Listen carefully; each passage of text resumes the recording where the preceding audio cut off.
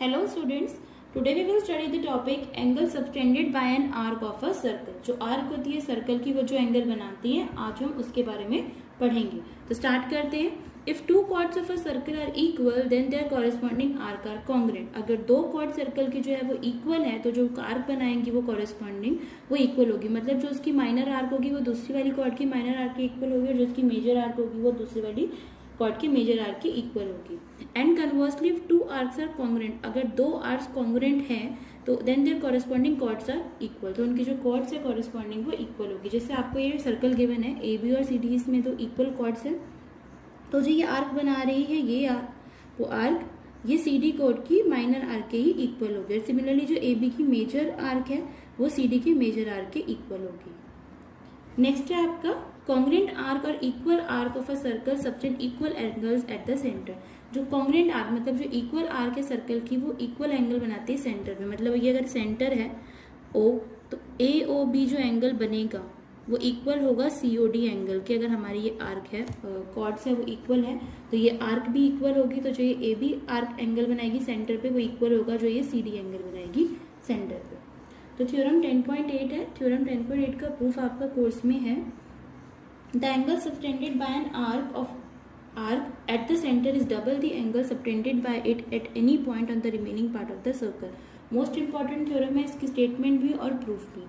तो इसमें आपको बोला है स्टेटमेंट में कि जो एंगल सबटेंड करती है एक आर्क सेंटर पर, मतलब ये आर्क है आपकी पी क्यू और ये जो एंगल बना रही है सेंटर पर, ये डबल होता है उस एंगल से जो वो किसी और बचे हुए सर्कल के रिमेनिंग पार्ट पे बनाती है. जैसे पी ओ क्यू जो एंगल है वो डबल होगा that angle P A Q, क्योंकि ये जो आर्क पी क्यू है ये दूसरे रिमेनिंग पार्ट पे एंगल बना रही है पी ए क्यू, तो ये इसके डबल होगा सेंटर पे जो एंगल बन रहा है. तो इसमें हमने 3 केसेस कंसिडर करे हैं. इसमें हमारी पी क्यू माइनर आर्क है, इसमें ये सेमी सर्कल बना रहा है, डायमीटर है हमारी आर्क कॉर्ड इसमें हमने, और थर्ड वाले पार्ट में हमारे जो ये आर्क पी क्यू है ये हमारी मेजर आर्क है. तो स्टार्ट करते हैं गिवन से. Given an arc P Q. Proof तीनों केसेस का सिमिलर रहेगा, जो डिफरेंस होगा वो मैं भी आपको बता दूंगी. Subtended angles P O Q at the centre ओ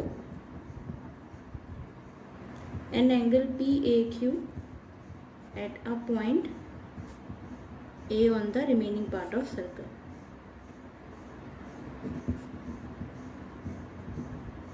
हमें प्रूफ करना है कि जो ये पी ओ क्यू है वो ट्वाइस है पी ए क्यू के.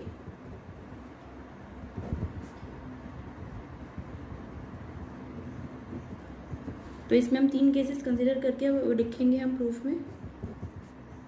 Consider 3 different cases. In first arc P Q is minor. In second, arc PQ is a semicircle, and in third, arc PQ is major. इसमें हम construction करेंगे, join कर देंगे OQ को, join OA को join करेंगे. अब स्टार्ट करेंगे, हम कंसिडर करेंगे ये एंगल पी ओ क्यू. ये एंगल जो पी ओ क्यू होगा ये एंगल पी ए क्यू और ओ क्यू ए के सम के बराबर होगा बाय एक्सटीरियर एंगल प्रॉपर्टी. तो लिखेंगे इन ऑल केसेस. ये जो ओ ए वाली पोर्शन है ये कंस्ट्रक्शन आप प्रूफ स्टार्ट होने से पहले इधर लिख लेंगे. तो इन ऑल केसेस तो angle P O Q is equal to angle O A Q plus A Q O, exterior angle property. Reason लिखेंगे इसका. अब ट्राइंगल कंसिडर करेंगे O A Q. In triangle O A Q आप देखेंगे जो O A है वो O Q के इक्वल होगा बिकॉज रेडियस है तो इक्वल होंगे ये. तो जो इनकी कॉरेस्पॉन्डिंग एंगल है दिस एंगल ओ क्यू ए के इक्वल होगा. That implies angle O A Q is equal to angle O Q A. Angles opposite to equal side are equal. ये एंगल्स इक्वल हो गए और ये दोनों हमने अभी देखे थे इसके इक्वल है बी ओ क्यू के. तो ये आपस में जब एंगल्स इक्वल हो गए तो हम बी ओ क्यू को लिख सकते हैं twice of angle O A Q. That implies angle BOQ is equal to twice of angle OAQ। Similarly जो हमारा एंगल होगा BOP वो हो जाएगा ट्वाइस ऑफ एंगल OAP के, तो लिखेंगे also angle BOP is equal to twice of angle OAP। तो इनको हम इक्वेशन 1 और 2 बनाएंगे और ऐड कर देंगे, इन दोनों इक्वेशंस ऐड करेंगे। Adding 1 and 2 we get, left hand side को लेफ्ट हैंड साइड से ऐड करेंगे, राइट हैंड साइड को राइट हैंड साइड से ऐड करेंगे। BOQ प्लस BOP ये दोनों एंगल मिलके बन जाएंगे हमारे POQ angle. That implies POQ is equal to twice of, 2 को कॉमन ले लेंगे, OAQ प्लस OAP। अब OAQ और OAP मिलके बन जाएंगे PAQ।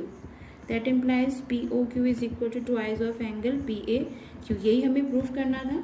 बस जो हमारा थर्ड केस है उसमें हमें थोड़ा सा चेंज करके दिखाना होगा, तो ये प्रूफ यहीं पे ख़त्म नहीं होगा, इसके आगे लिखेंगे हम for the case third where PQ is the major arc. तो इक्वेशन 3 है, इसको हम इक्वेशन 3 बनाएंगे जो हमने प्रूफ करी है, क्योंकि इसमें हमें ये एंगल लेना होगा। तो इस एंगल का नाम क्या होगा हमारा, रिफ्लेक्स। ये वाला एंगल लेना होगा, इसमें ये वाला एंगल डबल होगा इस एंगल के, तो ये एंगल का नाम होगा रिफ्लेक्स ऑफ POQ, क्योंकि POQ एंगल तो ये हमारा स्मॉलर वाला होगा, तो ये इसके रिफ्लेक्स होगा। तो इसमें हम बस वही चेंज करके लिखेंगे for the case third where PQ is the major arc. Equation third is replaced by reflex angle POQ is equal to twice of angle PAQ। तो ये हमें मेंशन करना है, बिकॉज थर्ड केस में ये जो एंगल है इसका नाम है रिफ्लेक्स ऑफ POQ, क्योंकि POQ तो ये अंदर वाला एंगल है। तो इस तरीके से थ्योरम 10.8 का प्रूफ करना है, ये हमारे कोर्स में है। आगे बढ़ते हैं। नेक्स्ट आपका रिमार्क है, suppose we join points P and Q and form a chord PQ in the above figure, then PAQ is also called the angle formed in the segment PAQP। तो ये आपका अगर सर्कल है और PQ को आप join कर देते हैं, जो ये एंगल ये बना था PAQ, इसको हम बोलते हैं कि angle form in the segment PAQP, इसको हम ये भी बोलते हैं। तो याद रखना है, अभी हम आगे यूज़ करेंगे। Angles in the same segment of a circle are equal. Next theorem है थ्योरम 10.9, इसका प्रूफ नहीं है कोर्स में, बस स्टेटमेंट है। तो एंगल जो सेम सेगमेंट में होते हैं सर्कल के वो इक्वल होते हैं। मान लीजिए ये हमारी कॉर्ड है PQ, तो ये माइनर सेगमेंट, ये मेजर सेगमेंट। तो मेजर सेगमेंट में अगर ये एंगल बना रही है PAQ, तो और कोई भी एंगल ये बनाए इस मेजर सेगमेंट में, तो वो इक्वल होंगे, मतलब angle A is equal to angle P। Similarly ये माइनर सेक्टर है, माइनर सेगमेंट है, तो इधर मान लीजिए C पॉइंट है, तो ये जो एंगल CQ बनेगा, ऐसे यहाँ पे अगर D पॉइंट है तो वो इक्वल होगा PD, क्योंकि ऐसे कितने भी एंगल्स बन सकते हैं वो आपस में इक्वल होंगे सेम सेगमेंट में। तो मेजर सेगमेंट में जो होंगे वो सब इक्वल होंगे, और जो माइनर सेगमेंट में होंगे वो इक्वल होंगे। तो इस तरीके से हम लिख सकते हैं कि PQ इज अ कॉर्ड। ये एंगल A एंगल B के इक्वल है, और ये बिकॉज मेजर सेगमेंट में है ये हमारे, और ये एंगल C एंगल D के इक्वल है ये माइनर सेगमेंट में। तो ये स्टेटमेंट अच्छे से लर्न करनी है। अब एक्सरसाइज 10.5 स्टार्ट करते हैं। क्वेश्चन नंबर 1 डिस्कस करते हैं। In the given figure ABCD are 3 points on a circle with centre O such that BOC is equal to 30 degree, AOB is equal to 60, and if D is a point on the circle other than the arc ABC, find angle ADC। तो figure आपको given है, इसमें हर question में आपको figure बनाना है, चाहे given है या नहीं। अगर गिवन है तो सेम फिगर बनाएंगे, नहीं गिवन है तो स्टेटमेंट पढ़ के खुद से फिगर बनाएंगे। तो ये आपको फिगर गिवन है, ABC 3 पॉइंट्स गिवन है सर्कल में, BOC 30 गिवन है और AOB 60 डिग्री का गिवन है, और D कोई भी पॉइंट है दूसरे other than the arc ABC की। आर को छोड़कर D एक पॉइंट है और ADC हमें ये फाइंड आउट करना है। तो आप देखेंगे इन दोनों को प्लस कर देंगे तो ये आपका 90 डिग्री आ जाएगा। ये सेंटर पे जो आर्क ये AC सर्कल बना रही है आपका एंगल, ये डबल है ADC से, तो यही हम यूज़ करेंगे इस क्वेश्चन को करने में। स्टार्ट करते हैं। We have BOC is equal to 30 and AOB is equal to 60। तो जो AOC होगा वो इन दोनों एंगल का सम होगा, AOB plus BOC which is equal to 60 degree plus 30 that is 90। ये पूरा एंगल 90 का हो गया सेंटर पे जो बना है। ये डबल होगा ADC एंगल के, तो लिखेंगे also angle AOC is twice the angle ADC। Reason लिखेंगे angle subtended by an arc at the center of the circle is double the angle subtended by the same arc on the remaining part of circle। जो भी हमने theorem पढ़ी थी जिसका proof किया है हमने, ये वही थ्योरम है, उसकी स्टेटमेंट हमने मेंशन कर दी है। अब AOC हमारा ट्वाइस ऑफ ADC है, वैल्यू पुट करेंगे AOC की 90 डिग्री है, ट्वाइस ऑफ ADC, ये मल्टीप्लाई में नीचे के डिवाइड में हो जाएगा ये, तो ADC आ जाएगा हमारा 45 degree. That implies ADC is equal to 45 degree. यही हमें फाइंड करना था, ADC की वैल्यू आ गई है। क्वेश्चन नंबर 2 करते हैं। A chord of a circle is equal to the radius of the circle, find the angle subtended by a chord at a point on the minor arc and also at the point on the major arc. तो एक cord दी है आपकी circle की, ये हमने figure draw किया है, इस क्वेश्चन में फिगर गिवन नहीं है। AB कॉर्ड है सर्कल की जो उसकी रेडियस के इक्वल है, हमें एंगल निकालना है जो कॉर्ड ने सबटेंड किया द माइनर आर्क। ये AB है, माइनर आर्क हमारी नीचे वाली है, तो इसने जो एंगल बनाया है ADB, ये हमें फाइंड आउट करना है, और also find out the angle at the point on the major. Major arc पे एंगल ACB बनाया है, तो ACB और ADB की हमें वैल्यूज फाइंड आउट करनी है। तो स्टार्ट करते हैं। We have OA is equal to OB is equal to AB। ये तीनों OAB ट्राइंगल कंसिडर करिए, तीनों इक्वल हैं बिकॉज AB भी रेडियस के इक्वल है, तो ये इक्वेटरल ट्राइंगल बनाएगा, और इक्वेटरल ट्राइंगल के तीनों एंगल इक्वल होंगे और उनका एंगल की मेजर होती है 60 डिग्री। तो वही हम लिखेंगे यहाँ पे, we have OA is equal to OB is equal to AB, therefore triangle OAB is an equilateral triangle that implies AOB is equal to 60 degree.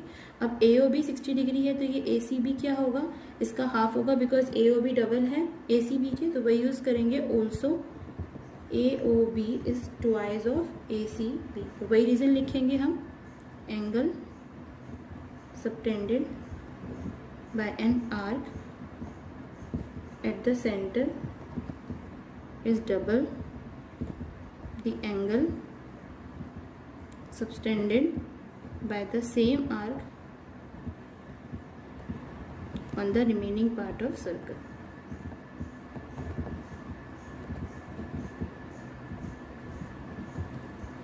तो वैल्यू पुट करेंगे, that implies 60 degree is equal to twice of angle ACB, divide कर देंगे, तो आपका ACB आ गया 60 degree का, 30 degree का। तो मेजर आर्क पे जो एंगल बना रही है क्वाड, वो हमारा 30 डिग्री का आ गया। अब हमें ADB फाइंड आउट करना है। जो ADB एंगल है वो इस एंगल के इक्वल हो जाएगा, रिफ्लेक्स ऑफ AOB है, तो हम सबसे पहले रिफ्लेक्स ऑफ AOB निकालेंगे। Now reflex of angle AOB, तो 360 से माइनस करेंगे तो रिफ्लेक्स आ जाएगा हमारा 360 minus AOB, 360 minus 60 that is 300। तो ये जो एंगल है रिफ्लेक्स ऑफ AOB, ये हमारा 300 हो गया, ये डबल होगा इस एंगल ADB के, लिखेंगे also angle ADB is equal to, ऐसे लिखेंगे इसको, reflex of angle AOB is twice of angle ADB। तो रीज़न वही लिखेंगे, angle subtended by an arc at the centre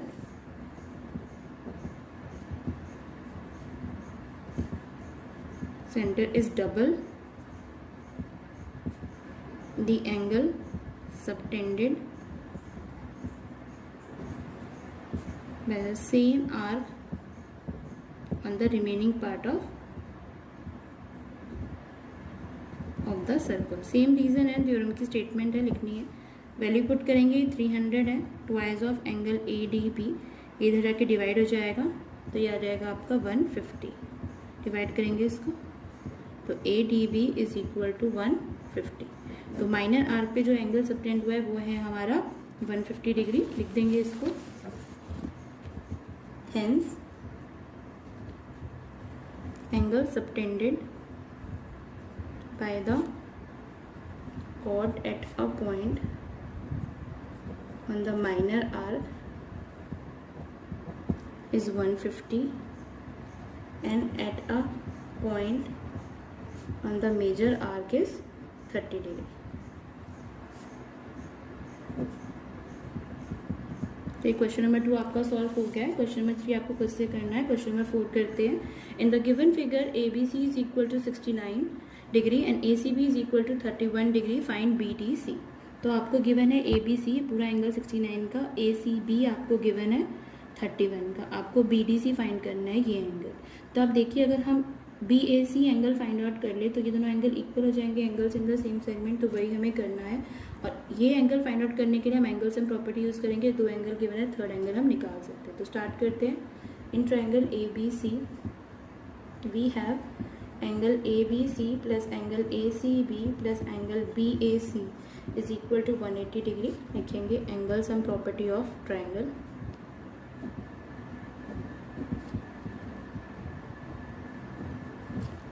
value put करेंगे, 69 डिग्री है ABC, 31 डिग्री और BAC हमें फाइंड आउट करना है।